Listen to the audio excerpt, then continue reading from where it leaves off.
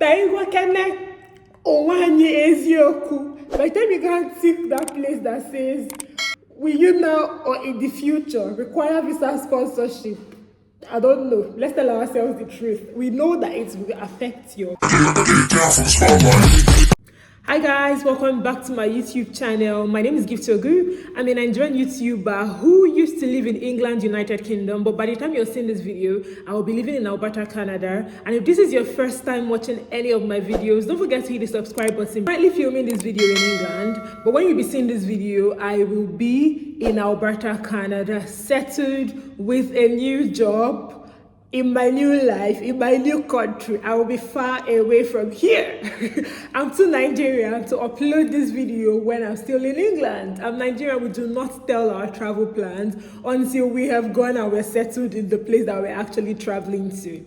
So, let's get started. I have made a couple of videos regarding my relocation, how I moved to how I moved to Canada from the United Kingdom as a permanent resident. I think that video is in 2 parts, and I don't know if that video will go up before this one or if this video will go up before that one, but that's not what we're talking about. In today's video, however, I'm going to tell you guys why I decided to move from the United Kingdom to Canada as a permanent resident. I know when I mentioned that I was going to be relocating from the UK to Canada, a lot of people were saying things like, it's giving ungrateful, like, why are you going to relocate to next? Why are you jackpotting again? You've already left Nigeria, so why do you want to leave Nigeria again? You're not content with where you are. You're hard to please. Like, my dear, what's happening? Why are you moving from pillar to post? Why are you moving countries? Why do you want to leave England and move to Canada? Who told you that the grass is greener on the other side? There are a lot of things that you would hear when you hear that someone is relocating from a first world country to another first world country. A lot of thoughts will be going in your mind. You'll be asking yourself, why did this person move? Why did this person decide to move? What exactly is going on? What is that about? And a whole lot of other things. And to be honest, I really understand where you guys are coming from, or where you're coming from if you have that particular chain of thought. I know when I wanted to leave Nigeria and move to England, I had a lot of, talk like, oh, why are you leaving Nigeria? You're not doing badly for yourself. And I know that I'm not doing bad. I was not doing badly for myself in Nigeria at all. I was not suffering or struggling. I'm not trying to brag or whatever, but I was actually earning in dollars. So I was quite comfortable and was not broke or looking for money when I was in Nigeria. I was doing well for myself. And a lot of people, especially elderly people, wanted to know why I want to live that life, to go and start from scratch in the United Kingdom, to go and be on a student visa, to go and maybe do menial jobs and all of that. And now that I am here in the United Kingdom, hearing again now that I want to pack my bags and relocate is giving like lack of contentment. It's giving like, sister, what's happening? Why are you not able to stay at a place, Gift? Who is pursuing you? Who is chasing you? Nobody. Nobody is chasing me, honestly. Like, nobody is chasing me. I just did not wake up in the morning to decide to leave the United Kingdom. I am not ungrateful for this country, even though I've made a couple of videos regarding my reservations about living here as an immigrant or living here as a Nigerian. I am not ungrateful regarding all the things that I have gotten from living in England, United Kingdom, or from relocating to England. But I still decided to leave England. And I know I've been rambling a lot, so let's just get right into it. My first reason for leaving England to move to Canada had to be the unstable immigration policies. You guys, I have never met a country that has such immigration policies. Like, today they're saying something else, tomorrow they're saying another thing. You're not sure of your stay. Living in a state of perpetual uncertainty was getting on my nerves. I'm someone that deals with a lot of anxiety. I'm always anxious about the next thing. When I'm waiting for something, I'm always anxious about stuff. So the fact that I was staying in a country that would wake up one morning and change the immigration rules, I was not a fan of that at all. The unstable immigration policies was not just affecting me, but it was affecting everybody. And while my visa for the United Kingdom is still valid till like next year, ending of next year or something like that, I just knew that it was time for me to move, because when that visa expires, I'm going to find a way to get another one, or get an employer that will sponsor me and all of that. They just wake up and change stuff. Like, they just wake up and change things, and I was not going to. I just could not do it. Do you understand? I just could not do it. I did not want to live in a state of anxiety, of worrying constantly regarding, oh, what's the next new thing regarding immigration? What are they saying now? What are they saying about bringing independence? What are they saying about getting a sponsorship? It's a whole lot of things. I could not do it, okay? The immigration policies, I could not do it. And you think that after spending such ridiculous amount of money on my fees for my master's, which is around £14,000, plus your feeding and accommodation and flights and all the other expenses, I don't know, maybe they'll be kinder to you or something, but that was not the case. To be very honest, I just could not do it. You just be hearing things that they're saying, oh, they just did this meeting and they're deciding to remove this visa, oh, they've changed their minds about this, or they've said, oh, don't make this dependent, or don't. It was a whole lot of stuff. I was just like, look, I don't want to do this anymore. I do not want to do this anymore. I don't have to do this anymore. The second reason that I decided to leave the United Kingdom for Canada had to be peace of mind. I was chasing peace of mind. I wanted peace of mind, okay? I was super into having peace of mind. I'm going to be 28 years old in August 22nd, I'll be 28 years old. And to be honest, I'm just in a state of adulting where peace of mind is priority to me. Anything that's not giving me peace of mind, like, I would take it for a while, and then when I decide that I don't want to do this thing again, like, I'll just wake up one morning and be like, you know what, this thing that is giving me sleepless nights, I do not want to do it again. So that's basically what happened. I woke up and I was like, I don't have peace of mind in this country. I am on the edge regarding my stay here. While I have a bit of time on my visa, the thought about, like, after the visa expires, what's going to happen next, I was not having that. I wanted to be sleeping well at night and not waking up thinking about a new policy that would change things or will shake things up, which is very common here in the UK. They were even making talking about removing the post-study, but I think they said they're not going to remove it for now, but that kind of talk, like, maybe you're still a student and then you're hearing that they are planning to remove the post-study, and they're not saying they're not removing it again. So it's peace of mind, okay? Peace of mind is the reason that I decided that I do not want to do again, and I'm not doing again. So peace of mind is my number 2 reason for saying, look, I do not hate living here completely, but then I do want to have peace of mind. I just want a place something that I would get, and I am not worried about, like, my visa. I'm not worried about my visa expiring. I'm not worried about, visa again. I'm not worried about visa again and again, okay? So peace of mind is my number 2 reason. Peace of mind. The third part has to be the job market. I cannot tell you guys how pleased I am to be applying for jobs and seek permanent residence when they ask me my visa status, instead of ticking the part that says, will you now or in the future require visa sponsorship? Will you now or in the future require visa sponsorship? And, and they'll tell you that answer does not really affect the state of your application, but who are we deceiving? Why are we lying to ourselves? Let's tell ourselves the truth. By the time you can't tick that place that says, will you now or in the future require visa sponsorship?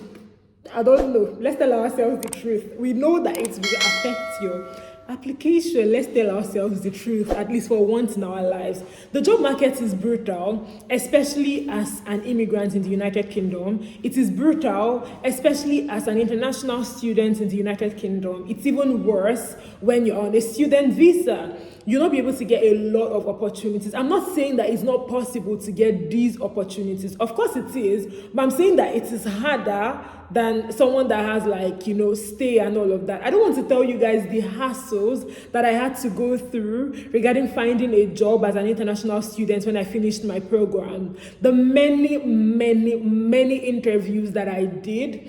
And when it had to do with the visa thing, I did not get the job because of that. Even the people that would be like, oh, apply for your post-study. And to be honest, I actually did that.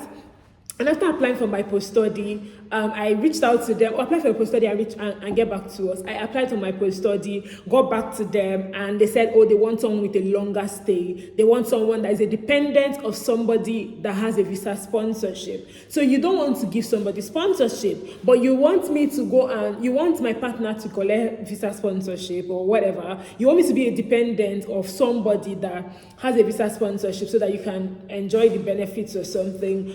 I don't even want to talk about, in fact, I'm talking about it already. Or is it the one that I did an interview? 5 rounds of interviews. That one paid me. I think I've said it on all my platforms. I did 5 rounds of interviews for a tech sustainability company for a marketing manager role. They offered me £40,000 as my starting salary. I had already seen myself at that office working remotely. What's this one now? Working remotely from my house and going to work once in a week. Like, everything was so fine. I was waiting for the offer letter. All of a sudden, I got an unfortunately email, and they were like, oh, I am not passionate enough about climate change and all of that. Many interviews, many final rounds of interviews, and not getting any reasonable thing because of mostly the visa situation and just kind of vague responses regarding why they're not hiring me. And to be honest, I'm not saying that I am entitled to be hired for a position that I know that I'm qualified for, but I'm just saying that it's not fair that the visa is kind of giving a reason or something, or the visa situation is a reason why I'm not getting hired. I think I'll just say that that's one of the reasons that I decided to leave the United Kingdom and move to Canada. I was just tired of the whole hassle regarding, applying for a job and all of that. And it's even worse now with the new, I talked about my first point was immigration policies. They're unstable. They mentioned now that to even get a job to sponsor, you need to be earning a certain amount of money. I think I would put the amount on the screen here. So even companies that even sponsor previously are now sending regrets mails saying, would have loved you to work with our team or with our company, but then due to the new policies, we can't move further anymore. Due to the new policies, we can't do this, we can't do, it's just a lot of excuses. So I was just sick and tired of all of that, and I'm like, you know what, I am just going to pack my bags and go to a place that I have more stability, which is Canada as a permanent resident. I know that a lot of people will say, there are no jobs in Canada, blah, blah, blah. I know that it's not easy anywhere, but if I'm hustling with my permanent residence card, thank you very much. It's better for me to start hustling than to be hustling with a student visa or a post-study visa. I would rather be looking for a job with my permanent residence card. So fourth reason that I decided to pack my bags and leave England for Canada had to be the earning potential. I know that my career should have not been where it is now if I was still in Nigeria. I'm not saying that I regret leaving Nigeria, because to be honest, I don't know. I do not regret it at all. I do not regret it at all, but I know that when I was still in Nigeria, I was working for an ad agency in California. I was working as a lead advertising strategist. I was working on campaigns for brands like Google, like Facebook, and I know that if I was still in Nigeria, I would have maybe risen to the ranks of something like a marketing manager now, or maybe an advertising manager for maybe an ad agency, or even in a marketing team in a company that is not in marketing communications or something like that. But I feel that once I moved to the United Kingdom, my career went down rapidly. It went down. While I was able to do a bit of corporate job in the United Kingdom, I got a bit of corporate experience in the United Kingdom. I had the opportunity to work with a venture capitalist company as a PR and communications strategist, and I was blessed to attend like big events like Account Text 2022, and I also had the opportunity to work with a healthcare agency as a sales and marketing professional or communication specialist or whatever that role was. It's not marketing manager, okay? It is not marketing manager. It's not where I thought I was going to be, because like I still left those jobs and then I had to do many other jobs to survive, because who's gonna pay the bills? Who is gonna pay the bills?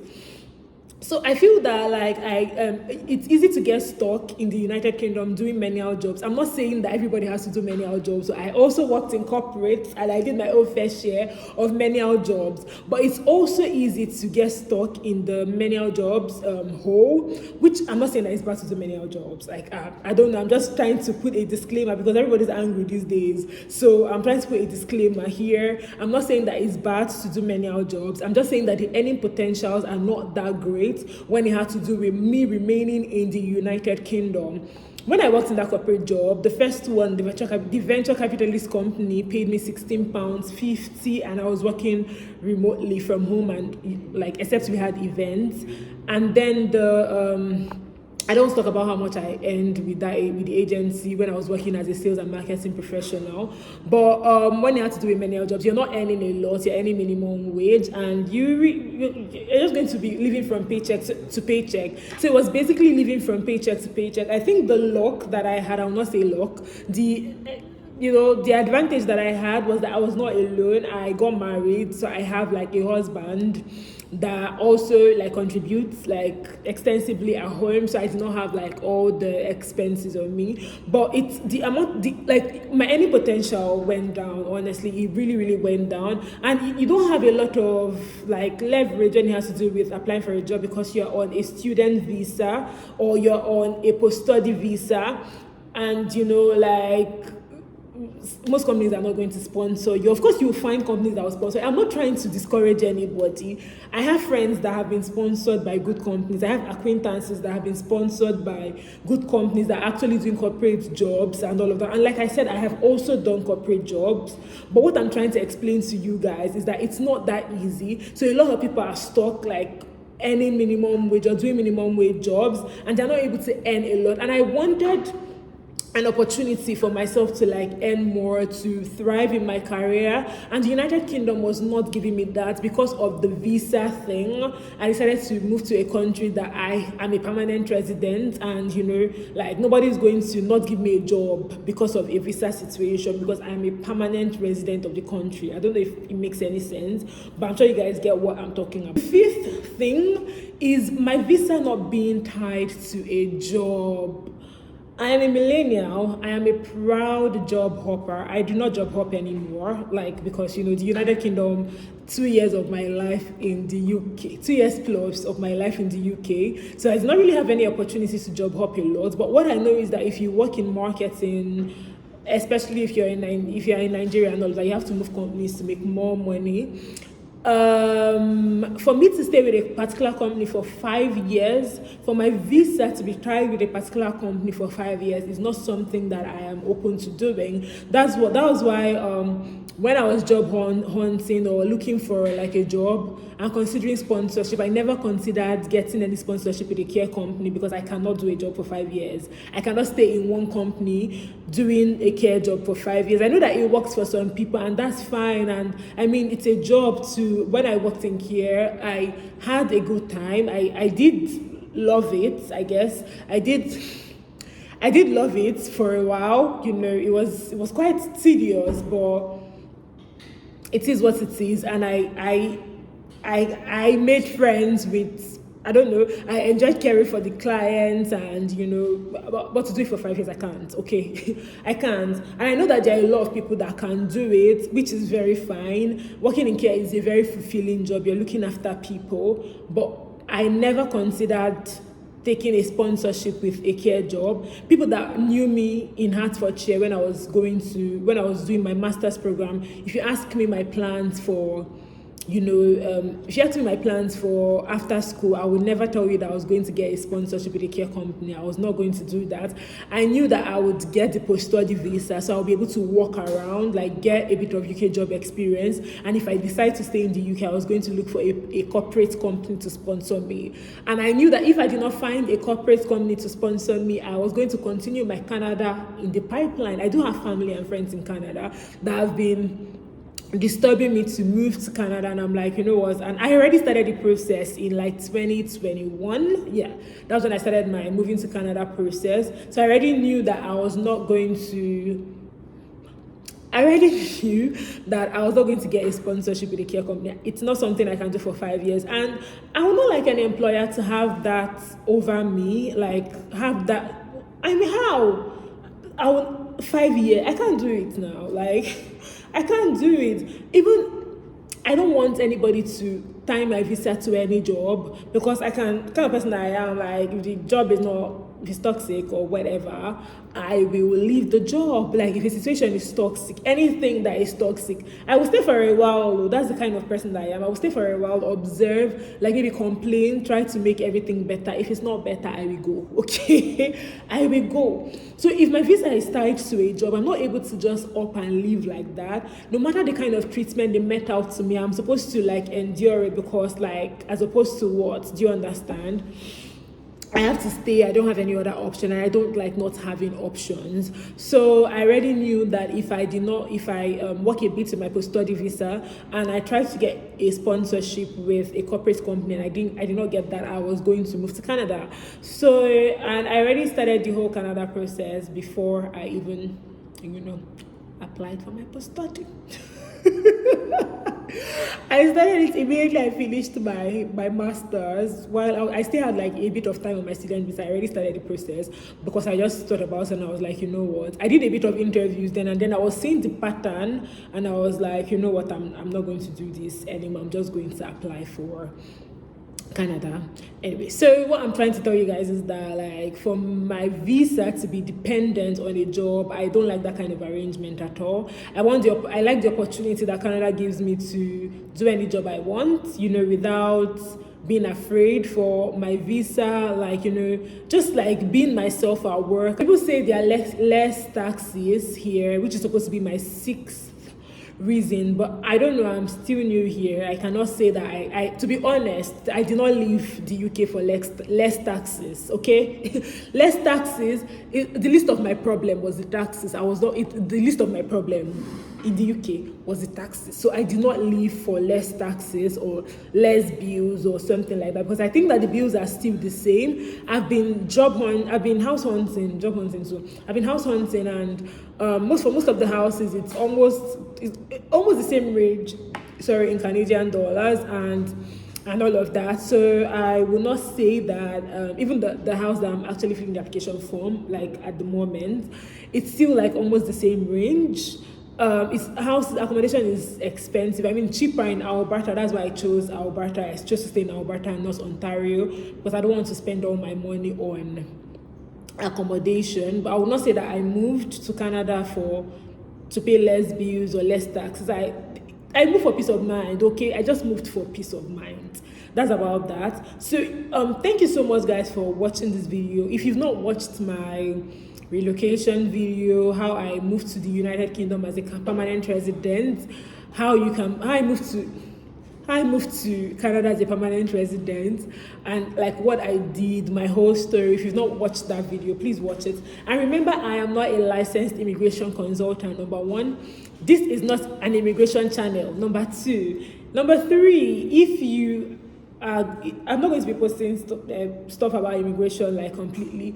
I'm just talking about my process, and once I'm done talking about the reasons I moved, like everything that had to do with me moving and all of that, you just have to stick around to watch me live my life in Canada as a permanent resident. And if you want to know more about Alberta, definitely follow my journey and my channel. Thank you so much guys for watching this video. Don't forget to like, don't forget to share, don't forget to subscribe to my YouTube channel, follow me on TikTok at Gift Wogu, on Facebook at Gift Wogu, and on Instagram if you want to see pictures at I am Gift Wogu. I'm more active on TikTok, and I recently opened the Facebook page, so please follow me on there. Thank you so much guys. Like, come here again next time. Be good, be nice to your neighbors, share my videos, and if you've not watched my relocation videos or how I moved as a permanent resident, please go and watch it. Okay, thank you and bye. If you have any video requests for me, leave a comment below. If you have any questions for me regarding how I moved or whatever, please leave it below and I will try my best to attend to it. Thank you.